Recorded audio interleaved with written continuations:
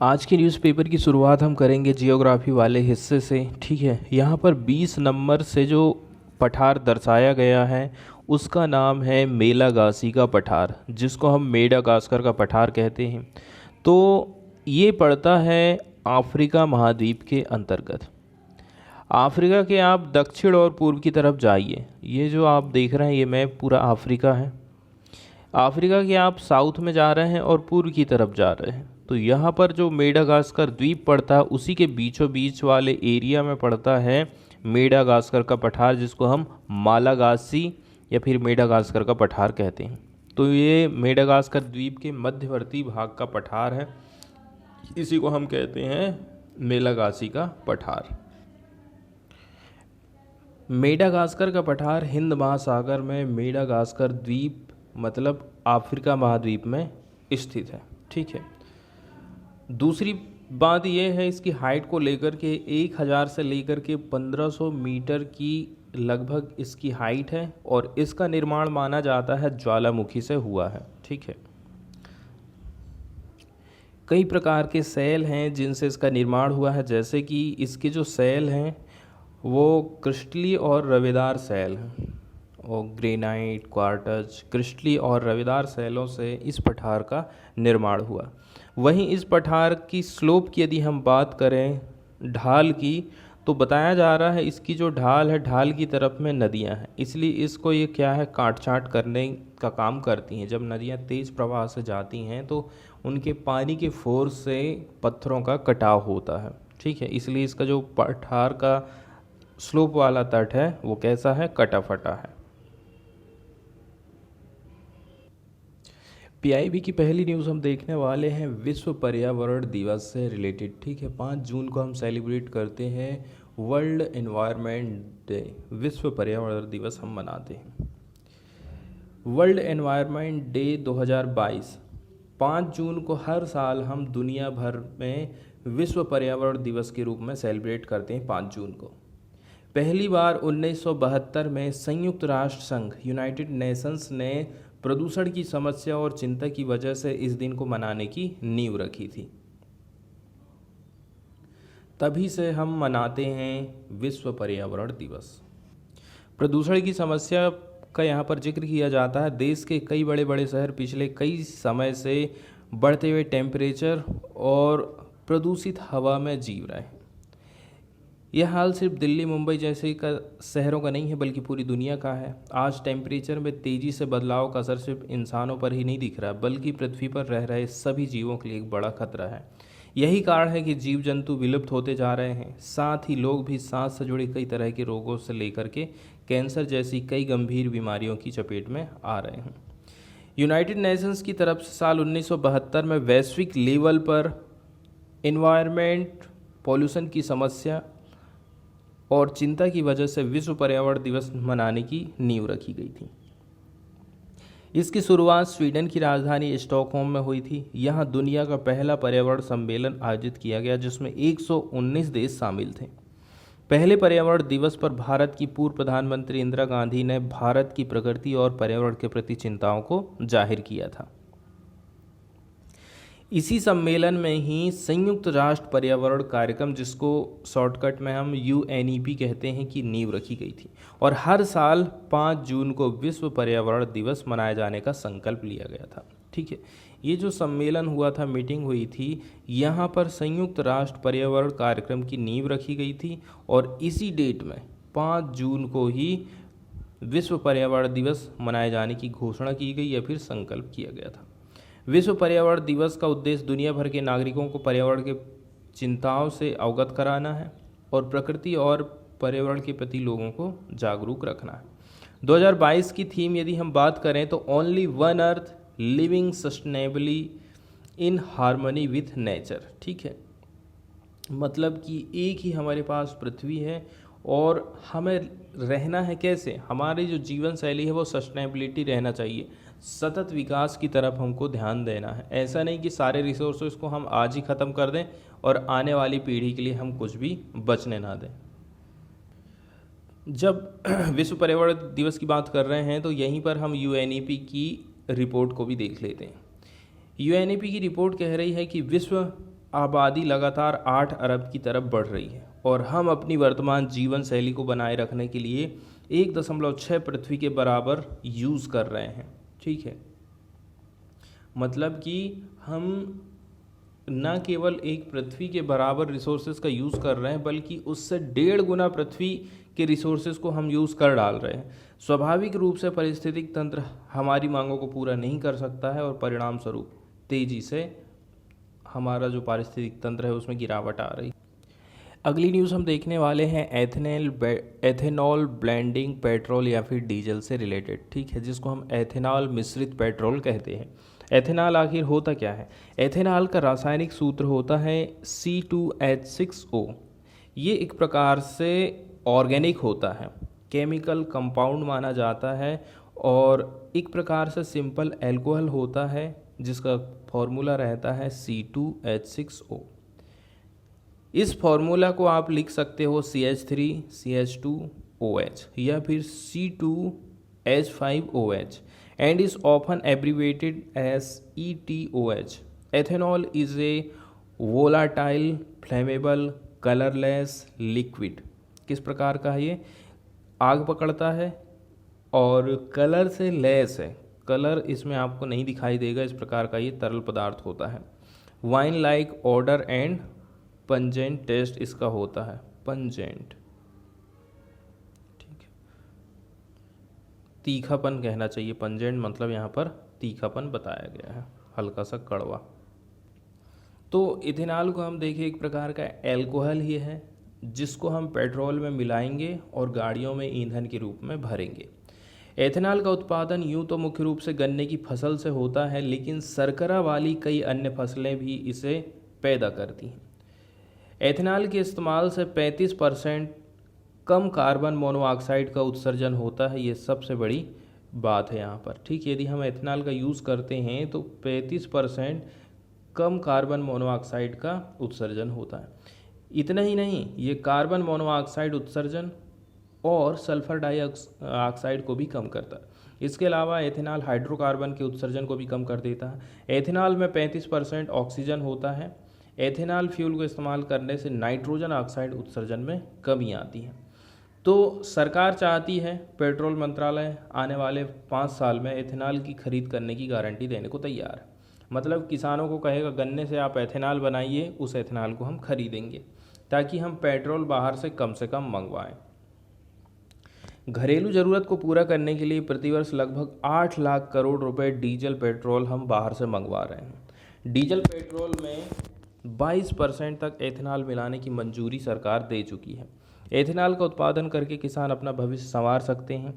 ठीक है, सरकार ने कुछ टारगेट रखे थे, जैसे कि 2022 तक पेट्रोल के साथ में हम 10% एथेनॉल को मिलाएंगे और 2030 तक इसको बढ़ा करके 20% का टारगेट हम रखे थे। सरकार के इस उद्देश्य को प्राप्त करने के लिए खाद्य और सार्वजनिक वितरण विभाग, नियमित रूप से वित्तीय सेवा विभाग, पेट्रोल और प्राकृतिक गैस मंत्रालय, पर्यावरण मंत्रालय, जलवायु परिवर्तन मंत्रालय, सरकारें, ठीक है, सब आपस में बातचीत कर रहे हैं, बैठक कर रहे हैं। कुछ इसके प्रोडक्शन का आंकड़ा बताया जाता है कि 2018-19 के दौरान चीनी मिलों और अनाज आधारित भट्टी, जिसको डिस्टिलरीज कहते हैं, यहाँ से लगभग 189 करोड़ लीटर एथेनॉल की आपूर्ति की गई थी। इससे 5% सम्मिश्रण तैयार किया गया था। 5% की कैपेसिटी हम हासिल कर पाए थे और वर्तमान एथेनॉल आपूर्ति बस 19-20 की बात कर लें तो 190 से 200 करोड़ था। थोड़ा सा ही बढ़ोतरी हुई है 5.6% की। भारत सरकार का कहना है कि हमने जो टाइम पीरियड निर्धारित किया था उससे पहले ही हम 10% एथेनॉल मिश्रण का लक्ष्य हासिल कर चुके हैं। तो एथेनॉल मिश्रित पेट्रोल कार्यक्रम को बढ़ावा दे रही है हमारी सरकार, ताकि हम क्या कर सकें, ऊर्जा के मामले में हम सेफ हो सकें। ठीक है, भारत देश ऊर्जा के मामले में आत्मनिर्भर बन सके कि हम अपने देश में ही इतना उत्पादन कर लें कि बाहर से हमें मंगवाना ना पड़े। इसके अलावा ईंधन की आयात निर्भरता को कम करना है।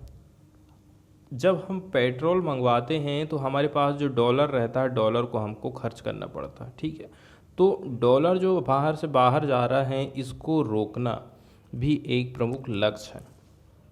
विदेशी मुद्रा को बचाने, पर्यावरण संबंधी मुद्दों से निपटने, क्योंकि 35% कार्बन मोनोऑक्साइड का उत्सर्जन कम होता है एथेनॉल का प्रयोग करने से। इसके अलावा कृषि क्षेत्र को बढ़ावा देने के लिए, ठीक है, हमारा जो एग्रीकल्चर सेक्टर है उसमें भी थोड़ा उछाल आएगा, क्योंकि गन्ने से तो रस निकल गया, ठीक है, रस के साथ साथ में आप एथेनॉल भी बना ले रहे हो, या फिर जो एक्स्ट्रा फसल है, ख़राब होने वाली फसल है, उसका यूज़ भी करके आप एथेनॉल का निर्माण कर सकते हैं। वर्ष 2018 में सरकार द्वारा अधिसूचित जैव ईंधन पर राष्ट्रीय नीति, इसमें साल 2030 तक पेट्रोल 20% एथेनॉल ब्लेंडिंग का सांकेतिक लक्ष्य की परिकल्पना की गई थी। ठीक है, अब हमको प्रदर्शन भी अच्छा खासा देखने को मिला। कई सारे उपाय सरकार के द्वारा किए गए। पेट्रोल में 20% एथेनॉल मिश्रण का लक्ष्य 2030 से पहले, मतलब 25-26 तक ही हम कर पाएंगे। सरकार ने जब 10% का टारगेट हासिल कर लिया है, तो पिछले 10 साल के दौरान इस उपलब्धि से भारत की ऊर्जा सुरक्षा में वृद्धि हुई है। ठीक है, इससे 41,500 करोड़ रुपए से अधिक के विदेशी मुद्रा का बचाव हम कर चुके हैं। 27 लाख मीट्रिक टन के जीएचसी उत्सर्जन को हमने कम किया है। ग्रीन हाउस गैसों के उत्सर्जन को हमने कम किया है 27 लाख मीट्रिक टन। और किसानों को 40,600 करोड़ रुपए से अधिक का शीघ्र भुगतान भी हम कर चुके हैं। सरकार की तरफ से किए गए सभी उपायों के साथ साथ में जो ईबीपी कार्यक्रम था 2025-26 तक, हम 20% मिश्रण को प्राप्त कर पाएंगे। अगली न्यूज़ हम देखने वाले हैं द हिंदू से। द हिंदू की पहली खबर देख रहे हैं चिल्का झील से रिलेटेड। झील, ठीक है, पृथ्वी के धरातल पर बने गड्ढों में स्थित जल को झील कहा जाता है। ठीक है, गर्त का मतलब होता है गड्ढे, और यहाँ इस गड्ढे में यदि पानी भरा है तो उस पानी के भराव को हम झील कहते हैं। ठीक है, तो झील दोनों प्रकार की होती है, उसको प्रकृति बना सकती है या फिर मानव निर्मित हो सकती है।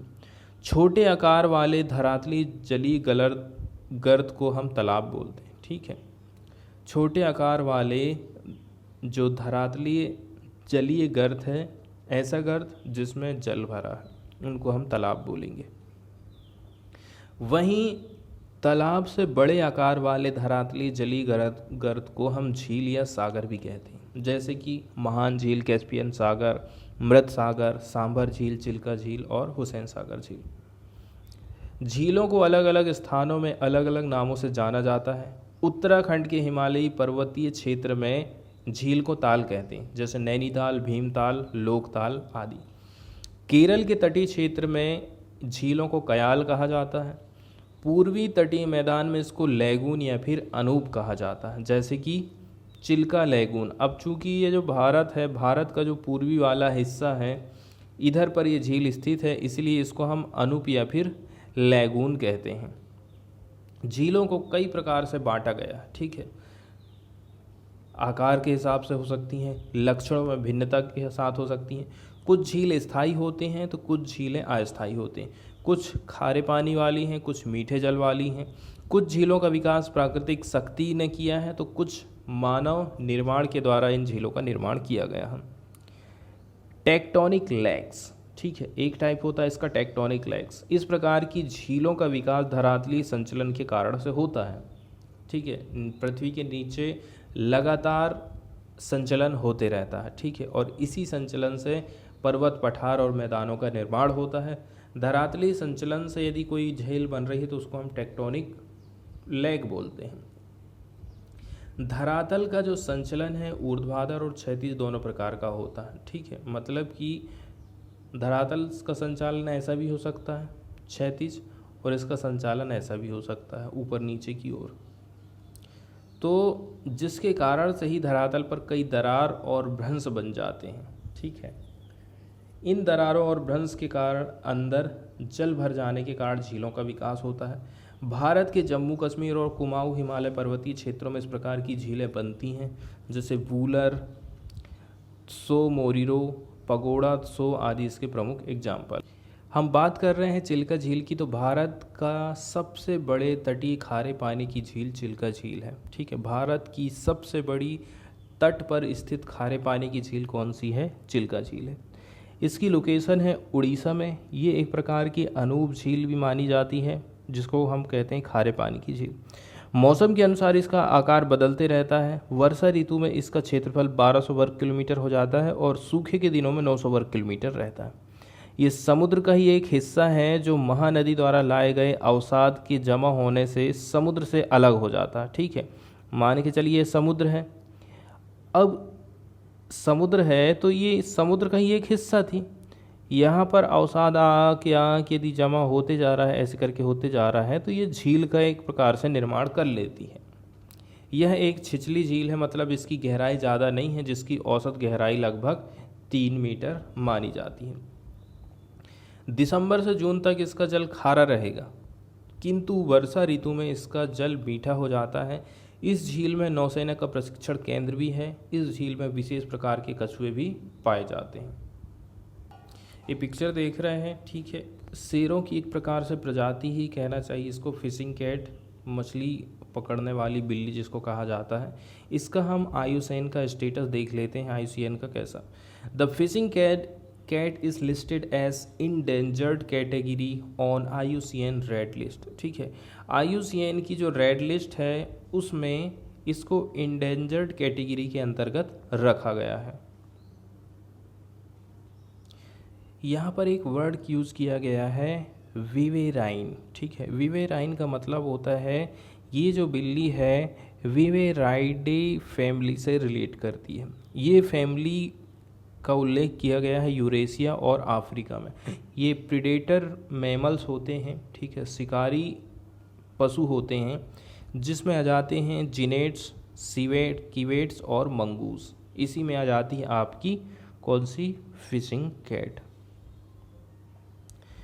तो देखिए सिवेट लाइक, ठीक है, सिवेट के जैसा इसका शरीर दिखता है, ऐसा यहाँ पर बताया जाता है। सिवेट, ये देख लीजिए, इसका पिक्चर भी यहाँ पर बताया गया है। A civet is a small lean mostly nocturnal mammal होता है।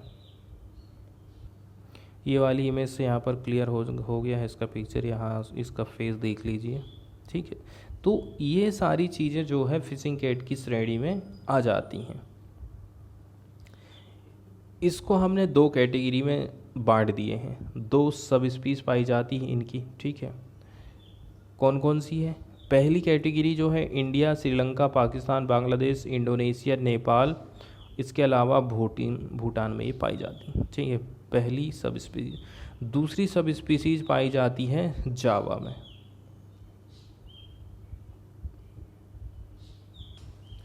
फिशिंग कैट के साइज़ को यदि हम देखें तो ये मिडल साइज़ की कैट होती है और अक्सर हम कंफ्यूजन हो जाते हैं लीपर्ड कैट से, ऐसा लगता है ये लेपर्ड कैट है।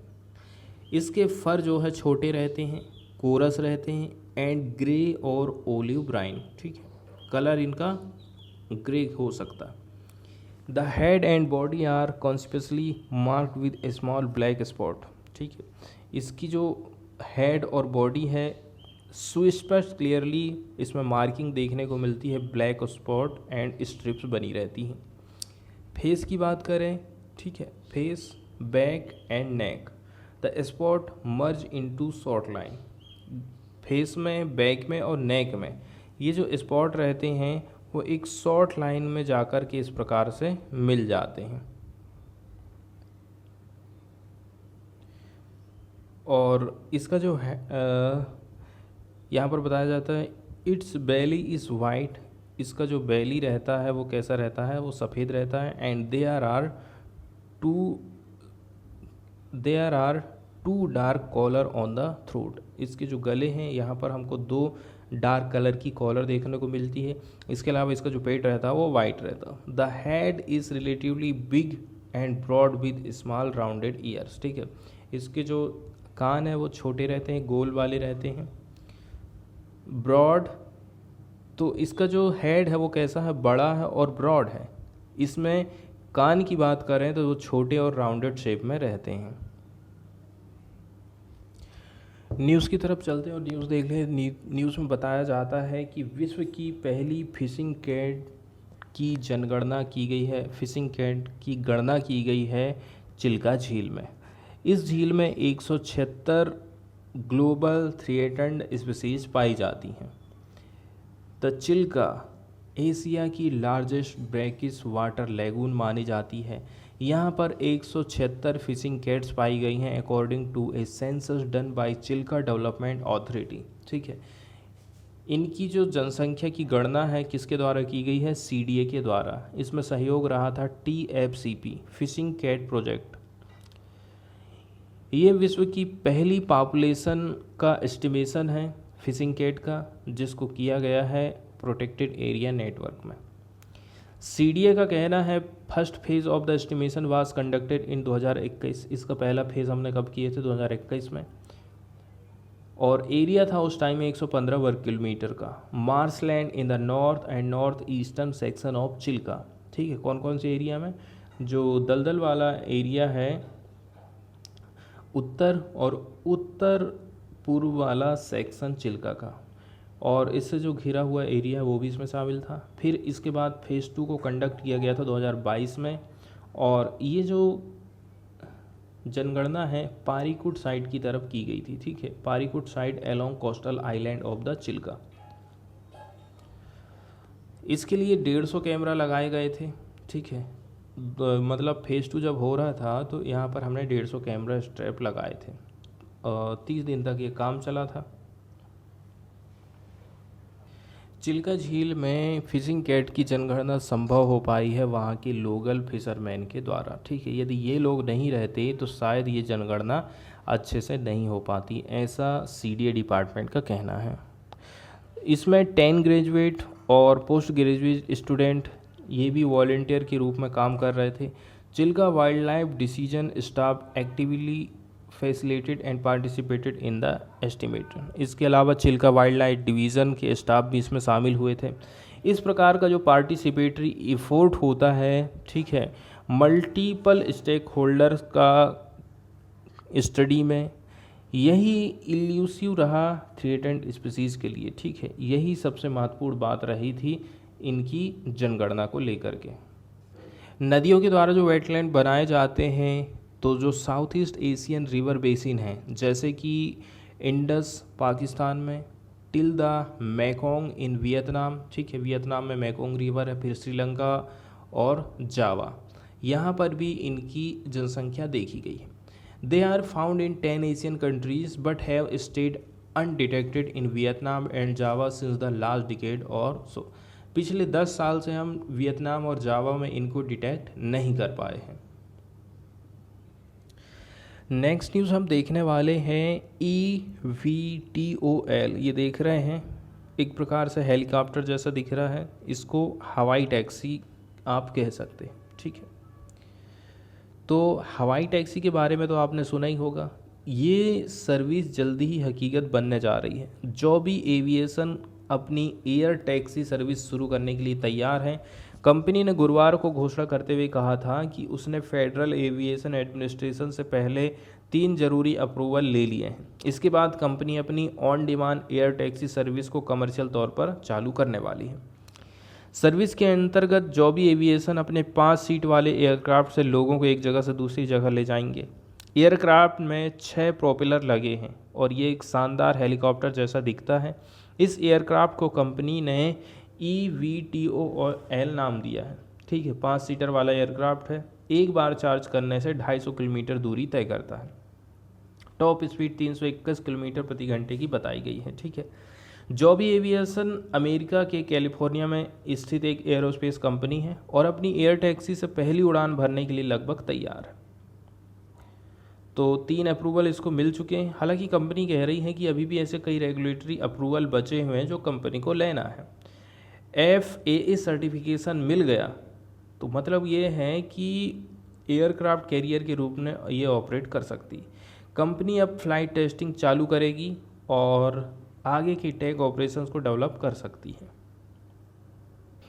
न्यूज़ में बताया जाता है, एक्सप्लेन करने की कोशिश करी जाती है EVTOL आखिर है क्या। ठीक है, तो एक्रोनिम की बात कर लें। ठीक है, एक्रोनिम जिसको हम परिवर्ती शब्द बोलते हैं, संक्षिप्त रूप, लघु रूप, ठीक है, एक्रोनिम। तो ये किसका संक्षिप्त रूप है? ये संक्षिप्त रूप है electric vertical take off and landing, ठीक है, electric vertical take off and landing. Electric के माध्यम से आप वर्टिकल टेक ऑफ कर रहे हो, उड़ान भर रहे हो, और इलेक्ट्रिक के माध्यम से ही आप हेलीकॉप्टर को नीचे ला रहे हो, ठीक है। लैंडिंग कर रहे हो और टेक ऑफ कर रहे हो आप बिजली के माध्यम से, तो उसको हम कहेंगे EVTOL। तो ये इलेक्ट्रिक पावर को यूज़ करती है होवर करने के लिए, टेक ऑफ करने के लिए और लैंड वर्टिकली, सारी चीज़ इलेक्ट्रिक के माध्यम से ही होती हैं। Most EVTOLs also use what is called as distributed electric propulsion technology, जिसका मतलब है integrated complex propulsion system with the airframe. इसमें कई सारी मोटर हैं, कई सारे काम करने के लिए, जैसे कि जिससे इसकी जो एफिशिएंसी है वो इंक्रीज़ हो जाए। इसके अलावा आल्सो इंश्योर सेफ्टी भी इंश्योर होती है। This is technology that has grown on account of successes in electric propulsion based on progress in motor battery. इसके अलावा fuel cell and electronic controller technology. Electric taxi की शुरुआत तो हो सकती है, लेकिन कई सारे इसमें चैलेंजेस भी हैं, ठीक है। यहाँ पर पायलट वाला भी क्राफ्ट हो सकता है, या फिर बिना पायलट के एयरक्राफ्ट टेक्नोलॉजी भी यूज़ की जा सकती है, ठीक है। जो फोकस वाले एरिया है वो है क्रैश प्रिवेंशन, ठीक है, कहीं पर क्रैश ना हो, दुर्घटना हो, डैमेज ना हो, इस बात का खास ध्यान रखा गया है। क्रैश प्रिवेंशन सिस्टम, इसमें हमने यूज़ करे हैं कैमरा का, रडार का, GPS मतलब ग्लोबल पोजिशनिंग सिस्टम का, इसके अलावा इंफ्रारेड स्कैनर का। इसके अलावा भी कुछ इशू हो सकते हैं, जैसे कि सेफ्टी को इंश्योर करना यदि पावर प्लांट या फिर रोटर फेल हो जाता है तो। एयरक्राफ्ट को कैसे करके आप प्रोटेक्शन दोगे from cyber attacks is another area of focus. तीसरी जो एरिया है वो है in navigation and flight safety, ठीक है, नेविगेशन और फ्लाइट की सेफ्टी को इंश्योर कैसे करके किया जाएगा। And the use of technology and when operating in difficult terrain, कहीं ऊंच है, कहीं नीच है, ऐसी कंडीशन, धुंधला है, ठीक है, धुंध है, कोहरा है, इसके अलावा unsafe operating environment and also bad weather, सारी कंडीशन में आप कैसे करके नेविगेशन मतलब दिशा को और फ्लाइट की सेफ्टी को इंश्योर करोगे। अगली न्यूज़ हम देखने वाले हैं, भारत और वियतनाम के संबंध को बताती है ये न्यूज़, ठीक है। देखा जाए तो डिफेंस का कोऑपरेशन, डिफेंस के बीच में जो सहयोग है दोनों देशों के बीच में, मोस्ट सिग्निफिकेंट पिलर रहा है कंप्रहेंसिव स्ट्रेटजिक पार्टनरशिप, जिसकी शुरुआत की गई थी दोनों कंट्रियों के द्वारा 2016 में।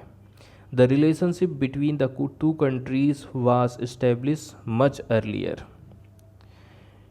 इंडिया ने इस्टेब्लिश करा था कौंसिल जनरल्स ऑफिस हनोई में 1956 में।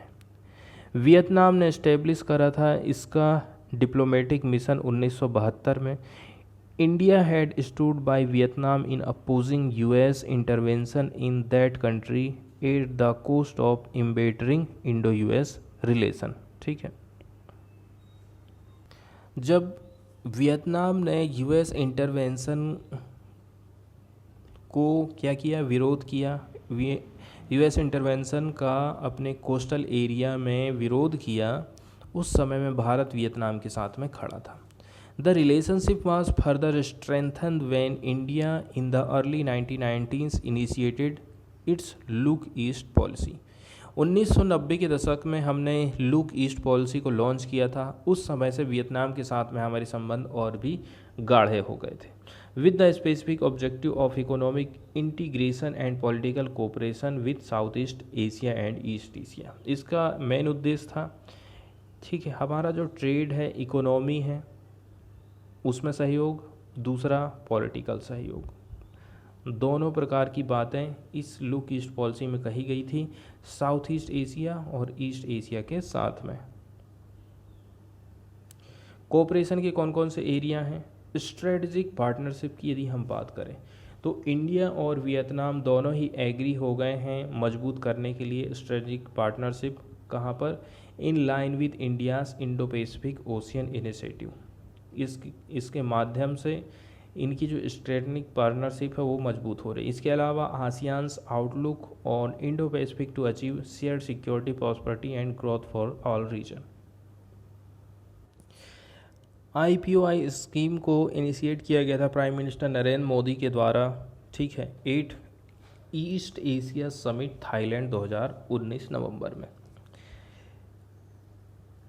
ये जो इनिशिएटिव है इसके 7 पिलर बताए गए हैं: maritime security, maritime ecology, maritime resources, capacity building and resource sharing. इसके अलावा disaster risk reduction and management, science technology, academic cooperation, इसके अलावा trade connectivity and maritime transport.